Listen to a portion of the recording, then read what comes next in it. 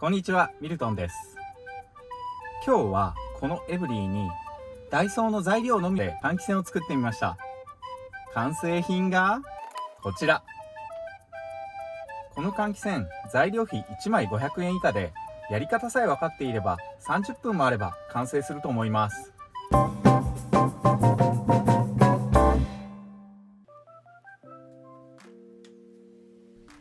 こちらは私が以前作った車中泊用の換気扇。木製でとても頑丈。作るのに丸3日ほど時間がかかってしまいましたが、一旦窓にセットすれば窓を下ろさない限り外れることはなく、防犯対策も取れるので大変気に入っていました。しかし3ヶ月間この換気扇を使ってみて弱点に気づいてしまいました。それは頑丈であるがゆえに、これ自体が結構重く気軽に脱着できないこと。重さは約 750g、 金属バット1本分ぐらいあります。この換気扇の取り付けの際に万が一落として窓を割ったりしないよう、いつもかなり気をつけていました。今回はこの換気扇自体を軽量化すべくダイソーに材料を選びに来ました。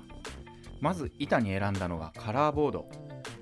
これは目隠しシェードを作る際にも選んだ材料で、縦84センチ、横45センチなので大半の車の窓にフィットすると思います。このカラーボードだけではさすがに味気ないので、ダイソーのリメイクシートと換気扇用のファンとしてスマホ用の冷却ファンを2つ購入しました。それではまず型を取っていきます。これは買ってきたままのボードを直接窓に当ててマジックで線を引くと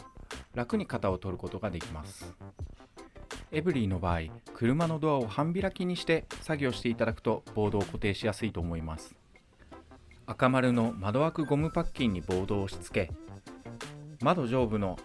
真ん中青丸部分にボードを合わせるとよりぴったりフィットする型が取れます。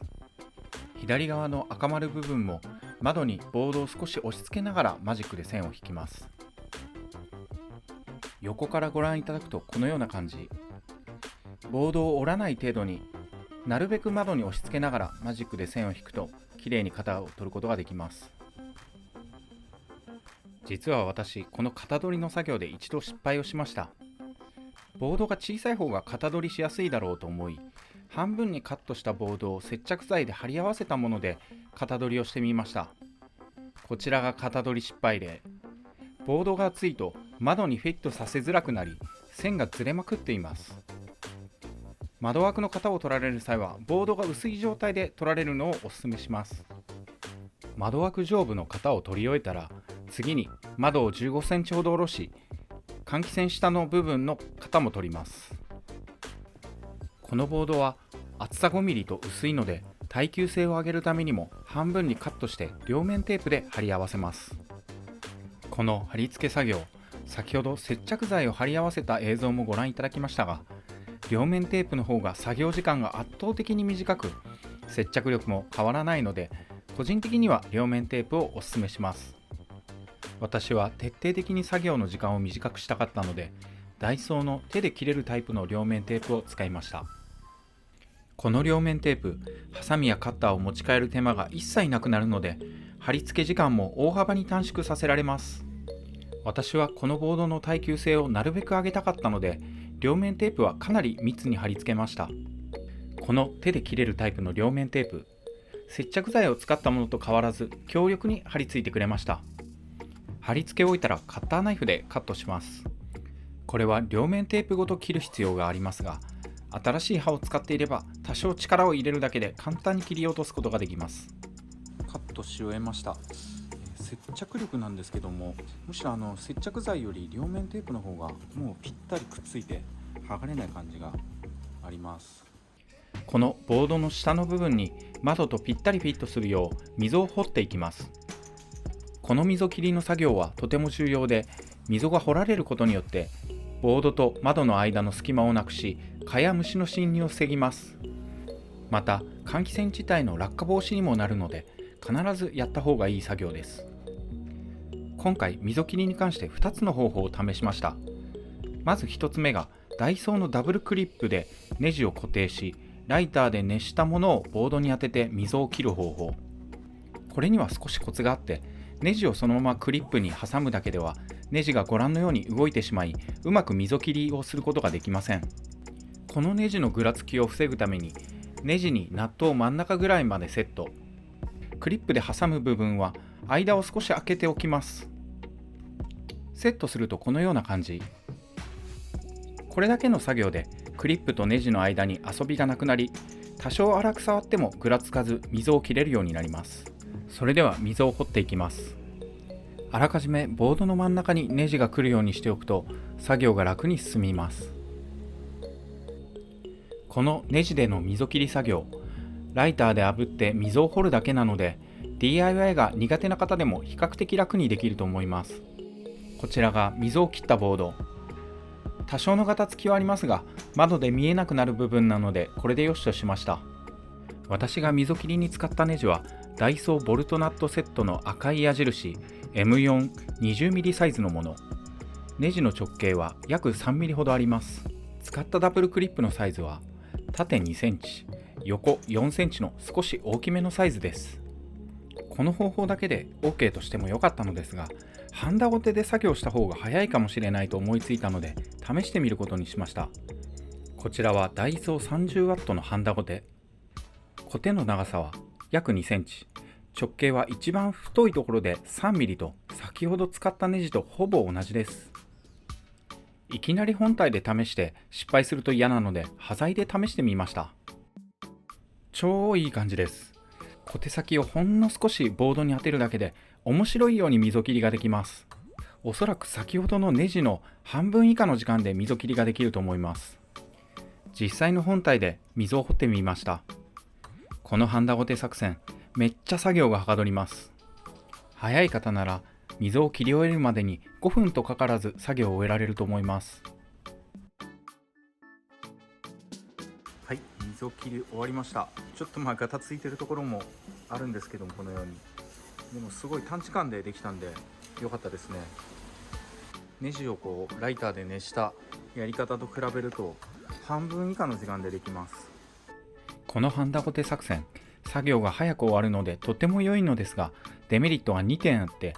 1つは 30W のハンダゴテだと熱が強すぎて綺麗な直線の溝を切るのが少し難しいです。またハンダゴテ自体が樹脂で黒ずんでしまうので、もしこの作業をされる方は以上2点をご注意ください。溝を切り終えたらスマホ冷却ファンを取り付けたい場所に並べてマジックで線を引きます。次にカッターナイフでマジックの内側をカットしていきます。これはそれほど正確にやる必要はなく、マジックより少し内側をカットするだけで冷却ファンがぴったりフィットしてくれます。次に見栄えを良くするためと、この換気扇の耐久性をアップさせるためにダイソーのリメイクシートを貼っていきます。実はこのリメイクシート、カラーボードに貼るだけでボードの耐久性を格段に上げる優れものなので、どのくらい耐久性が上がるのかを先にご覧いただこうと思います。実はこのカラーボード、このように簡単に折れやすいという性質があるんですけども、このリメイクシートを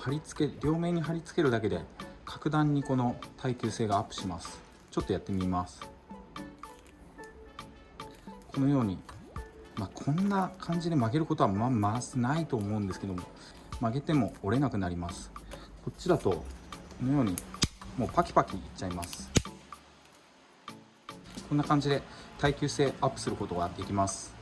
このリメイクシート、買ったままの状態だと折れ目がついているので、反対側から丸めて折れ目を取っていきます。次にリメイクシートを裏返し、マス目を利用して大体の大きさにカットしていきます。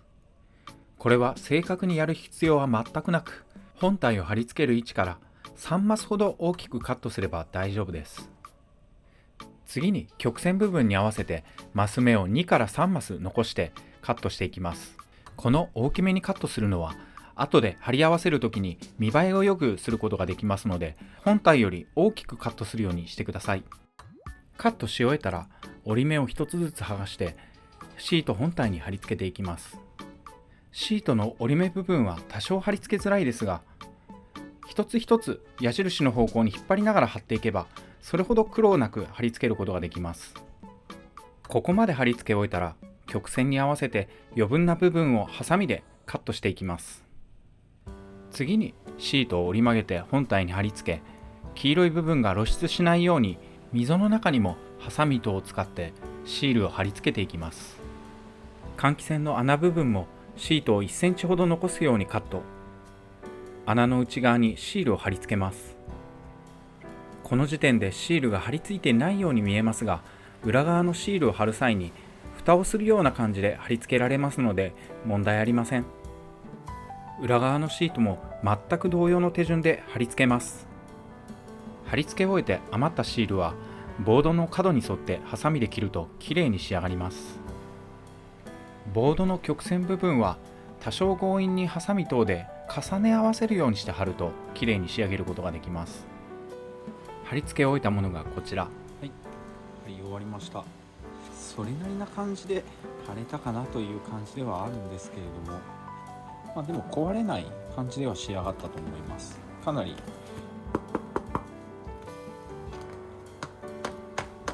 このぐらいでは全然壊れないんで。次に冷却ファンに隙間があるので、先日網戸を作った時に余ったダイソーシェードの残りを貼り付けていきます。ダイソーシェードは両面テープであれば何でも貼り付くと思います。はい、貼り終えました。取れないんでいい感じだと思います。この換気扇の重さを測ってみました。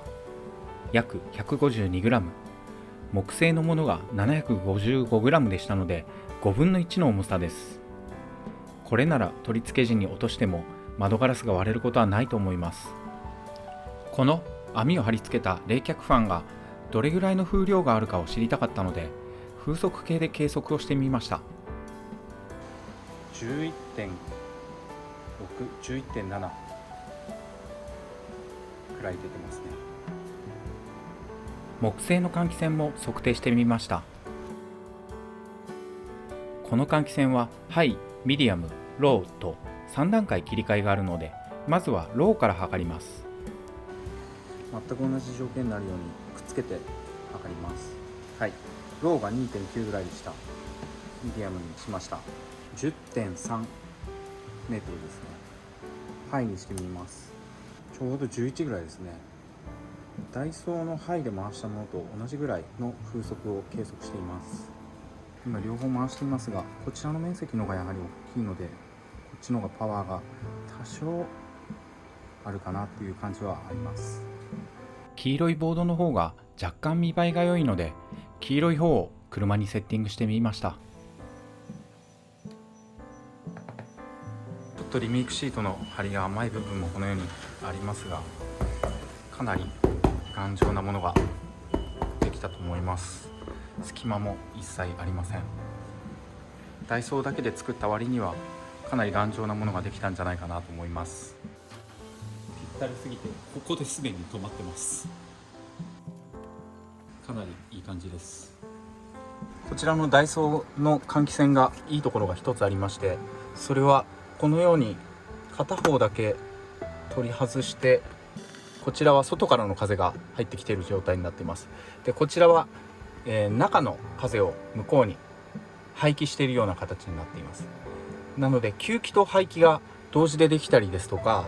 あとは両方吸気にしたり両方排気にしたりといったような設定がこのようにひっくり返すだけで簡単にできるようになります。それがすごく今回作った換気扇のいいところだと思います。このダイソー換気扇の音量を測ってみました。約55デシベル、扇風機や家庭用の換気扇を回したぐらいの音量だそうです。木製の換気扇も音量測定しました。ハイが約52デシベル、ミディアムは約49デシベル、ローは約42デシベルでした。若干ですが木製換気扇の方が静かです。蚊取り線香を焚いて煙の吸引力も比較してみました。こちらはダイソーの換気扇、そしてこちらが木製の換気扇。若干木製の方がよく吸い取っているように感じます。ティッシュの吸い付き実験もやってみました。この検証でもやはりダイソーの換気扇は吸引の面積が小さいので木製のものより若干換気力が弱い気がしました。この点を除けば軽量で気軽に使える換気扇を30分程度で完成させましたので、かなり満足でした。本日もご視聴ありがとうございました。もしこの動画を気に入っていただけましたら、チャンネル登録、グッドボタンよろしくお願いいたします。